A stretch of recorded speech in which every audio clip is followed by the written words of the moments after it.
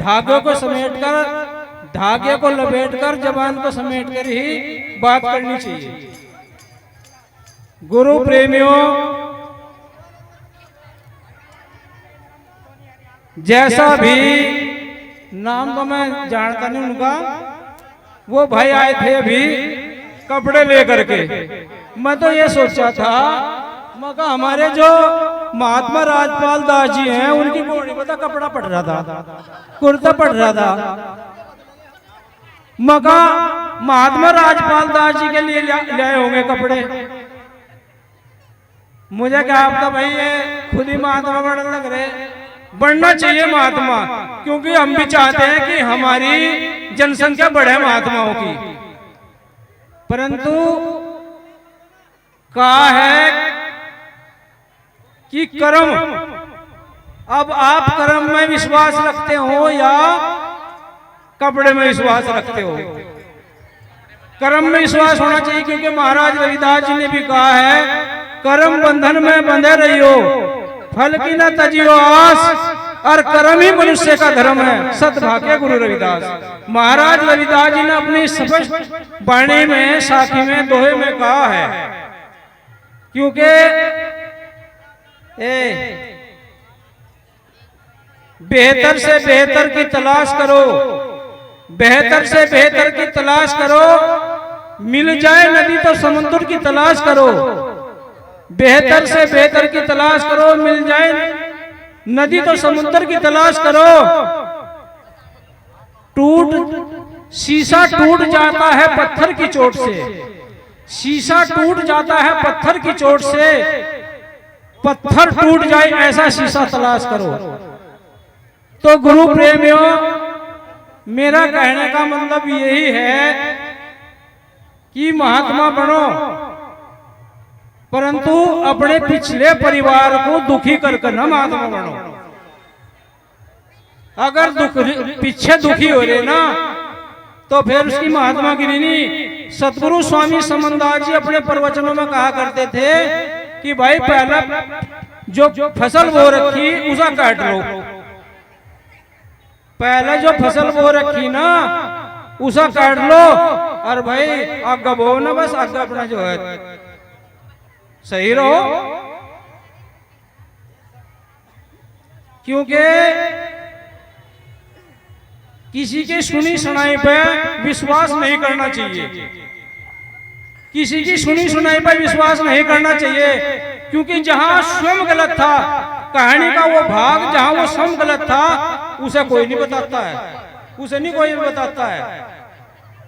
तो इसलिए गुरु महाराज का जो नियम है, सत्संग है, वो बहुत पाक साफ है। हम इसे गंदा ना करें। और भाई जिसे बुरी लग रही हो वो है आ जाओ, जिसे भी किसी को बुरी लग रही हो तो वो माइक को आ जाए। क्योंकि कहते हैं कि ये तो कहावत सुनी होगी कि ईंट का जवाब पत्थर से दो, परंतु मौसम बुद्धि का अपना आशा बना लेता है, अपना मकान बना लेता है, अपना रहने का ठिया बना लेता है, वो बुद्धिमान होता है। तो इसलिए सतगुरु की प्यारी साथ संगत, धन्यवाद देना चाहूंगा। अभी एक चिट्ठी मिली थी कि एक लड़की की शादी है यहाँ पर। चलो बहुत अच्छा कार्यक्रम है, करवा रहे हैं, करवाना चाहिए। सत्संग गुरु महाराज ये सिखाता है, अगर वो गरीब है या चाहे अमीर है, अगर किसी की श्रद्धा बचता है, इससे लाभ होता है, परंतु उनके विचार भी सही होने चाहिए। इधर उधर से भटक कर यहाँ शादी करवा रहे तो गलत है, वो गलत है।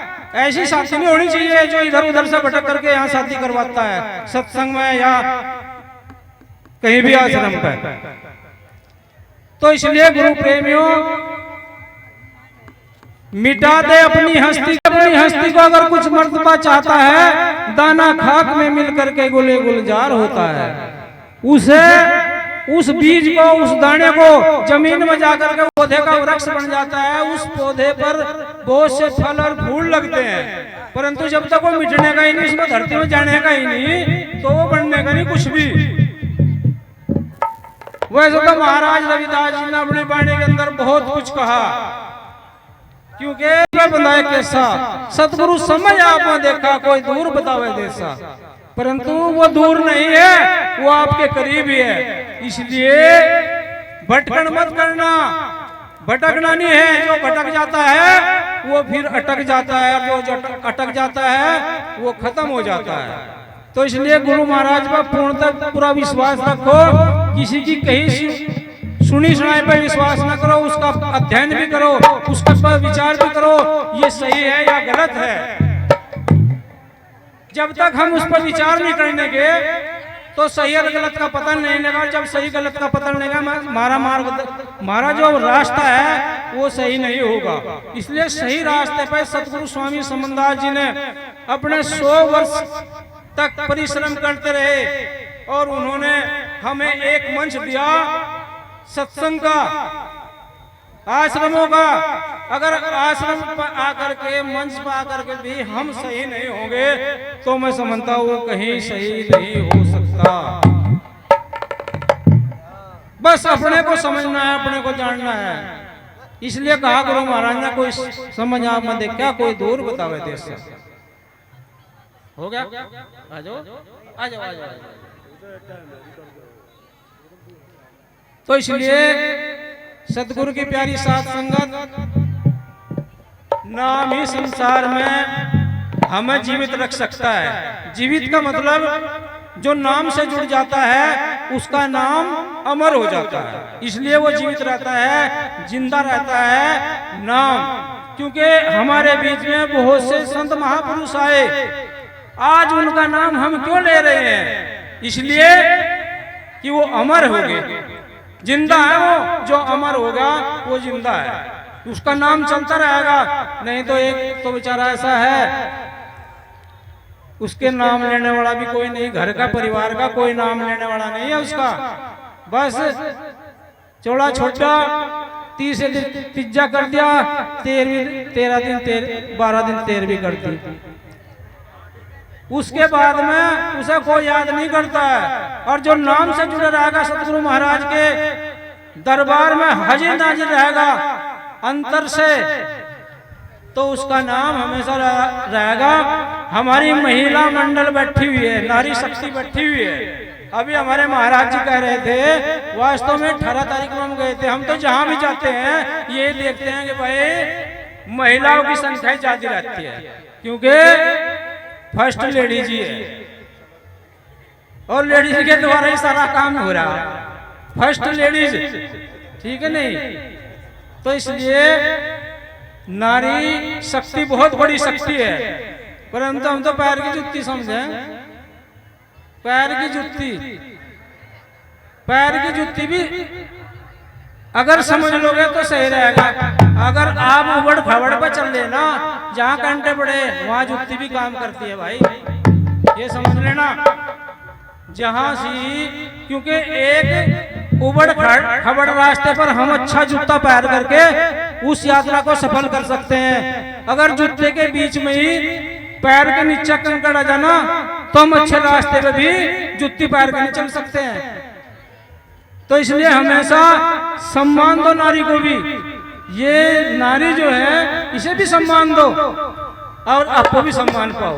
जब तुम सम्मान ही नहीं देने का तो तुम्हें भी सम्मान मिलने का। माँ भी नारी है, स्त्री भी नारी है, और बहन भी नारी है, बुआ भी नारी है, वो भी नारी है।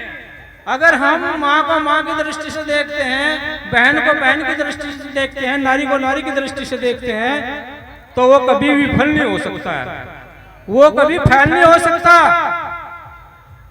तो इसलिए हम सकारात्मक सोच रखें, जीव हमारा कल्याण होगा, हमारा उद्धार होगा। सतनाम सतगुरु बोले धन सतगुरु रविदास जी महाराज की, सतगुरु स्वामी समनदास जी महाराज की, ज्ञान भिक्षुक स्वामी की, आज के महान सत्संग की।